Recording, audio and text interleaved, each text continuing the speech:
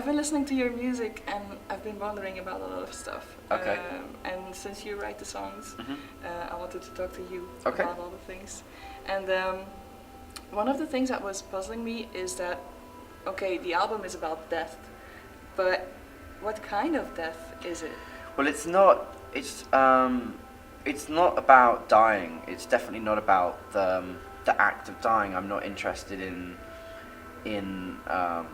different ways of people dying. You know, because it happens to everyone. Clearly, it's really about losing something, and it doesn't have to be as literal as losing, you know, someone to death. It's something that's always really upset me growing up, whether it's losing a book in school when you're very young, or losing a friend because they go to live somewhere else, or you have an argument with someone and you never really become, you stop being friends. It's always something that I found is really hard to deal with, and I don't know, when you have something and you have whether it's it's someone that you love, or just anything, and the thought of losing it can be so sort of almost unthinkable. You don't really know how you'll survive without it, and so a lot of the songs deal with the emotion that comes with possibly death. Whether you're losing a friend, losing a father, losing a son, and how other people will react to losing you. So that's it's more to do with that than actually dying. I'm not thinking about dying was something that that bothered me when I was much younger, when I was maybe sort of 10, 11, that kind of age, and we had the first sort of death in my family, and obviously whilst mourning that person, I also started to just get very worried about losing my my parents or my brother, or and it's so it was more about the fear of that than actually. I was never scared about how will I die. It was more, how will I feel when someone else does. So yeah, that song is about that's from a personal story, which is about my great grandmother. She was a very serious manic depressant. I never met her, I never knew her, but she was a very serious manic depressant her whole life, ill, very mentally ill, and eventually, obviously this was 90, 100 years ago or whatever, 80 years ago, and they, in those days, they decided that the best scientific treatment for depression was electric shock therapy, because there was not as advanced medication. They didn't have things like Prozac or all the kind of medication you can have now. And so they sent her to a special hospital to receive electric shock therapy, but she was so terrified of it that she committed suicide before they could do it. So that song is about that, and I just thought it was such a tragic story of someone who was very much just trapped by, I guess in a way by an illness, but also by their own thoughts. Really, they're very much just kind of trapped by by their thoughts, and I think a lot of people can relate to that on a much not as serious a level, but I think people can relate to the power of thinking too much, and of those kind of emotions, and again a fear of treating it. And I think when I was a few years ago, and I was going through a more difficult time in my life, and I remember kind of talking to people about it, and they were kind of, they would, when I was trying to explain, I guess, what was wrong, it was really hard, because it was like, well, I feel like this, and it's making me a very unhappy person, but at the same time I really enjoy being obsessed with things and thinking too much, and I don't want that to change.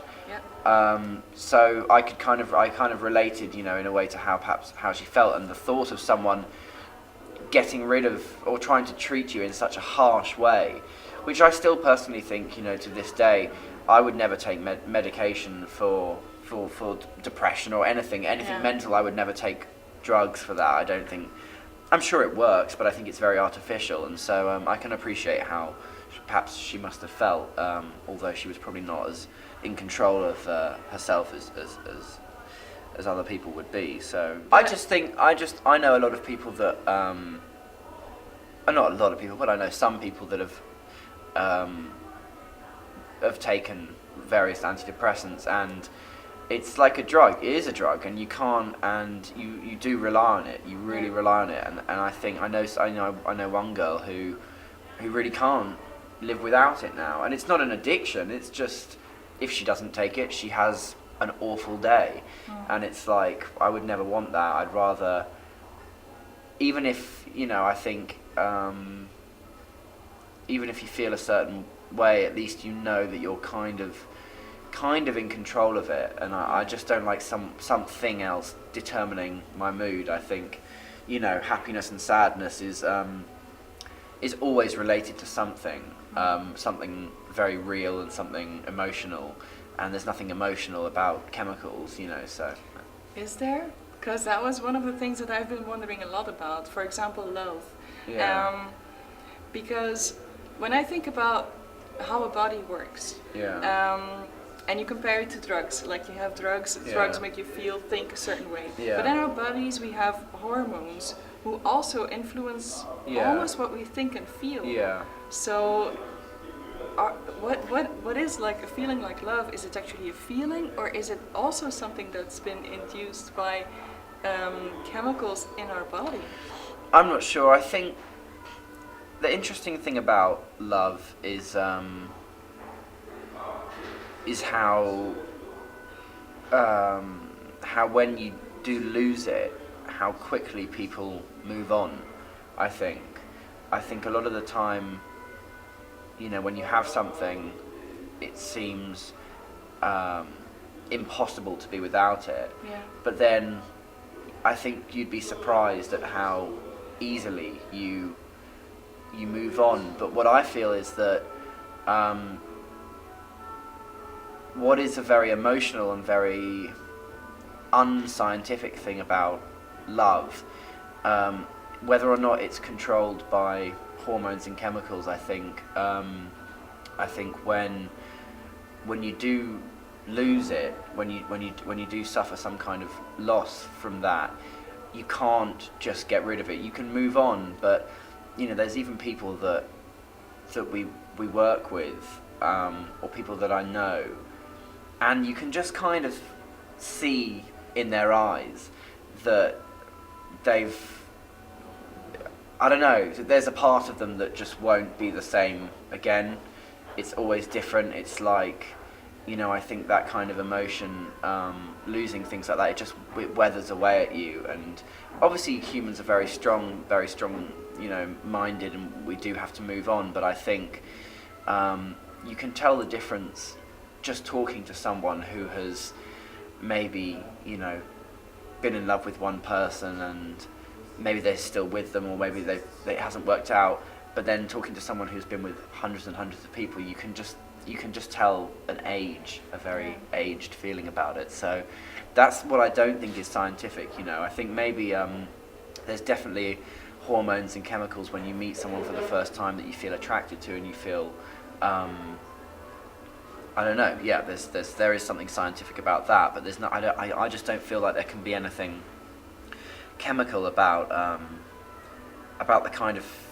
You almost have like a kind of a physical memory, like a muscle memory, like, I don't know, it just changes you. It just changes. I feel like it kind of changes your DNA a little bit, because there's things that I do now every day, things that I say or ways that I even move that I wouldn't if I hadn't have met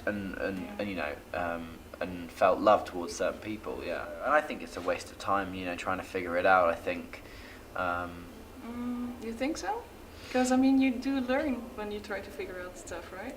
Yeah, but I think it just spoils it. You know, it's like when you take a song that you love or something. If you tried to analyze every single different instrument playing and analyze everything about it, eventually you don't enjoy it anymore. The mystery is gone.